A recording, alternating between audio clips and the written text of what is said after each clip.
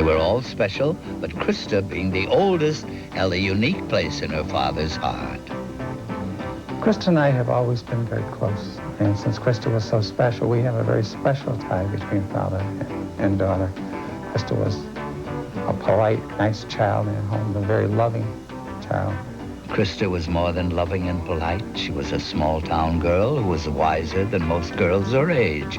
She knew exactly what she wanted. She was a good student. She was on the National Honor Society. She worked hard for it. It wasn't, as I say, a snapped for her. She was good on the stage. She could sing. She liked to draw and paint and all. And we thought maybe she should further go into that type of a career, but she felt that it was a little too iffy. Could she have known that one day she would have dinner with the president in the White House?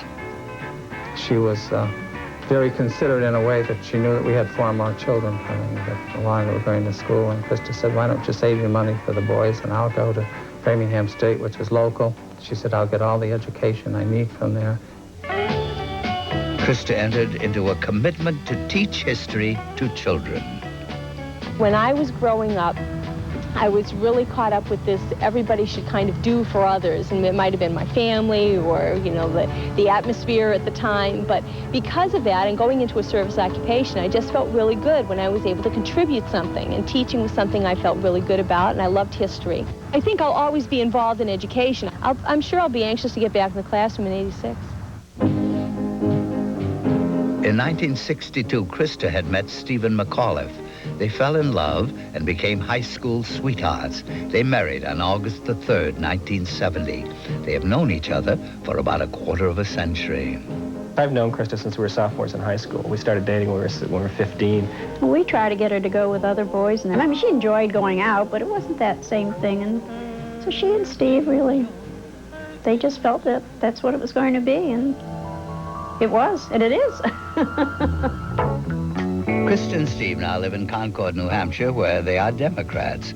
Concord is where they are bringing up their 2 children, Caroline 6 and Scott 9, where Stephen McAuliffe practices law, where Krista teaches social studies, and where Krista McAuliffe's dream came true.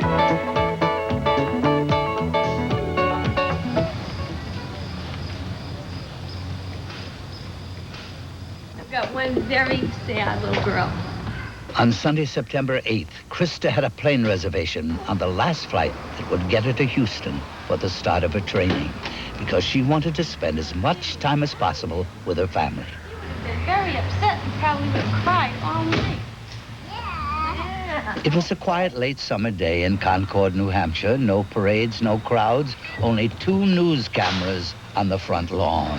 Ma'am, kiss. Love you. An hour and a half drive to Boston gave Krista and her husband Steve their last semi-private moments together. Even at Logan Airport, there was hardly any commotion. Krista's plane was delayed and she almost missed her first morning in Houston. But Eastern Airlines knew they had the space teacher on board, a real aerospace celebrity. So they radioed ahead and held the connecting flight. It was long after midnight before she reached her destination.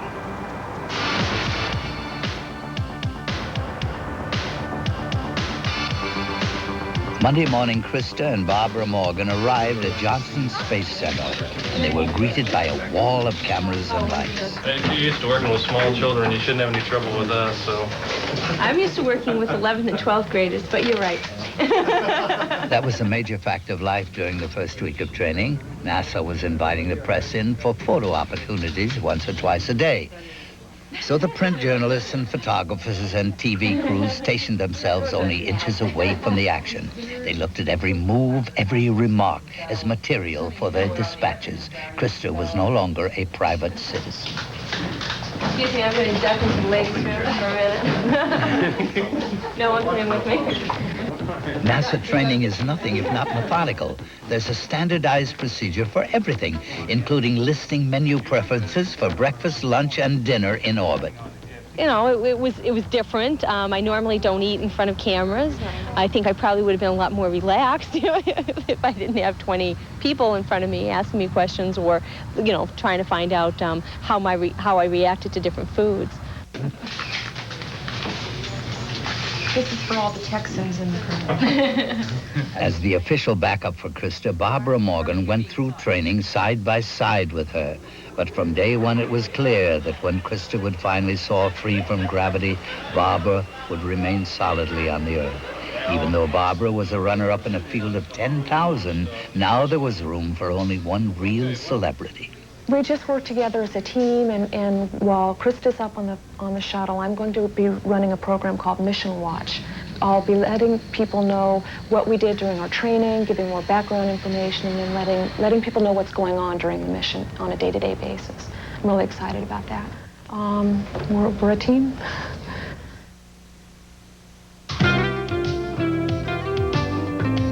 What do you think about your mother going up into space? I think it's awesome.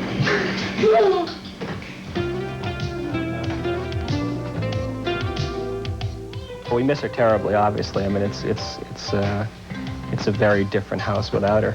Okay, let's get dinner ready. Yes. Okay. Frozen cook. While Krista McAuliffe is accomplishing one mission, Stephen McAuliffe is working on a special mission of his own. He is both mother and father to their children, Caroline and Scott. If you've seen the movie Mr. Mom, it's I haven't found any differences. it's surprisingly like that movie. How many more minutes, Daddy? The thing I hate doing the most is in the morning trying to determine what goes with what. Show your sneakers, Caroline. So we have a fight every morning about those sneakers and whether they go with dresses or not. I usually side with they don't. And I usually lose. All right, you don't need a long It is absolutely not. Look at this camera and say, it's really turkey. It's really turkey. Say, don't worry, Mom. Don't worry, Mom. Okay, atta girl. Stephen is thrilled that Krista will be the first teacher into space.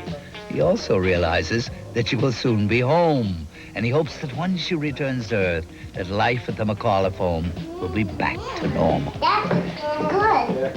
My worst nightmare is that when she comes back, I'll be, my mind will be forever altered, and I'll be automatically doing all these chores that I've successfully avoided for 15 years.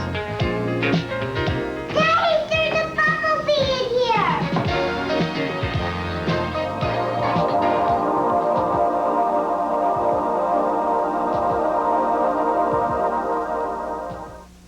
I almost gave up completely. I went to so many of those places and I tried all their diets, but I got so sick of eating the same thing all the time. Ooh, and then I found this place that was full of all these fresh ideas to help me lose weight. The best part is I'm adding new exciting food to my diet without adding extra calories. Isn't it time you discovered the best assortment of fruits and vegetables anywhere? Isn't it time to stop and shop?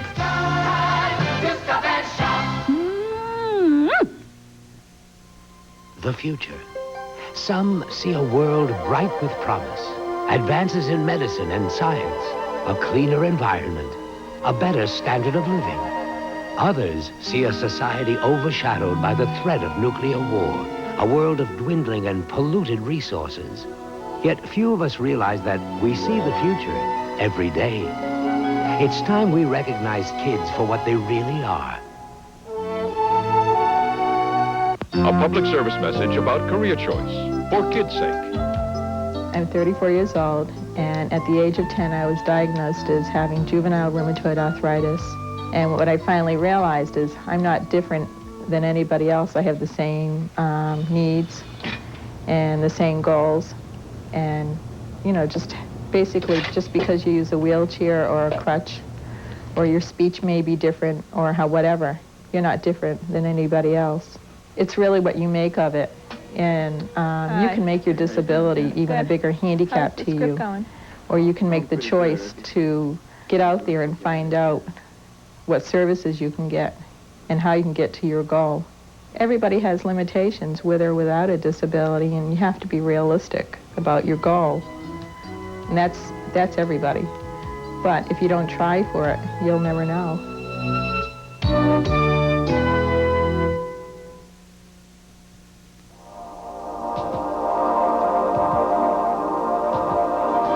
Just over a year ago at the White House, an organization was launched to help young people cope with the demands of the space age.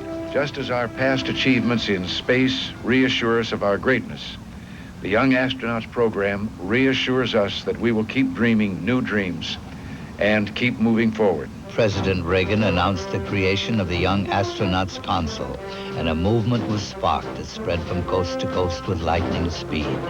In less than a year, thousands of chapters were established, involving hundreds of thousands of children. These foods down here have been freeze-dried to make it possible for them to go into space for astronauts to eat. I got involved in the Young Astronauts because I'm pretty interested in math and science, and they can't really teach you enough in the schools because there's limited information about space. The Young Astronaut Council says that only 6% of America's high school graduates are skilled in math and science. But in Japan, Germany, and the Soviet Union, up to 90% are. We have a lot of catching up to do. All the books, they're old.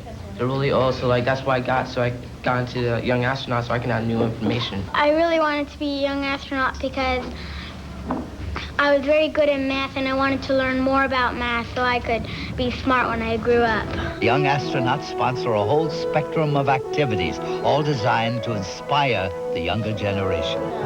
I am interested and I do want to go up into space, so any chance I get, I'll take it.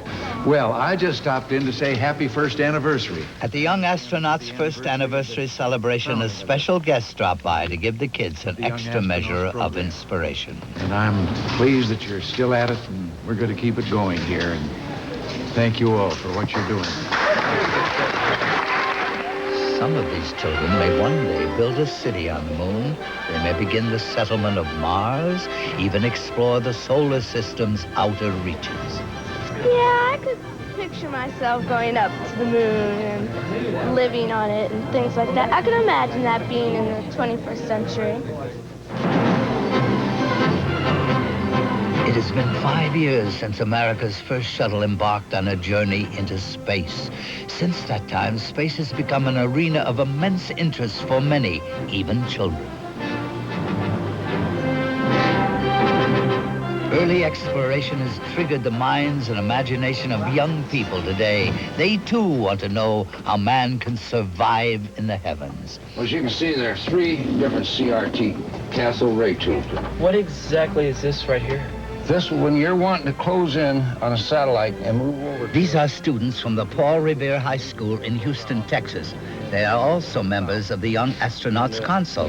Here at the Johnson Space Center in Houston with Jack Waite, these students are getting as close as possible to the real thing, the space shuttle. Hanging on the ceiling and floating around. You've seen pictures of them probably eating up, like that. There's Velcro and everything. In April 1985, Rhea Seddon was an astronaut on the Space Shuttle Discovery. The goal was to launch 2 satellites. One of the satellites had a malfunction. Rhea and the other crew members then conducted a spacewalk in order to correct the malfunction. The students from the Paul Revere High School learn about the astronauts' experience through Rhea. We made some fly swatter type devices from plastic book covers and some metal tubing we had on board. We got close to the malfunctioning satellite and tried to flip a switch on the side. It was an interesting mission because we had never done an unplanned spacewalk before. Did your medical experiments help the medical field? One of the major medical experiments that I performed was an echocardiograph experiment, and that is using sound waves to look at the human heart. And for the first time in space, we were able to safely look inside the human body. Did you feel closer to God when you were up there? It's such a moving experience that each person has to interpret it in their own way and try and understand what it is they want to do with this experience in the future. The students now have the opportunity to study aerospace, an elective course which gives them a sense of history. Here they discuss the early flights of Charles Lindbergh and Amelia Earhart. How long do you think it takes the astronauts to fly over that that same route that these early pilots flew over? Roy? A few minutes, I guess. A few minutes, probably so. If it takes them 90 minutes to go around the whole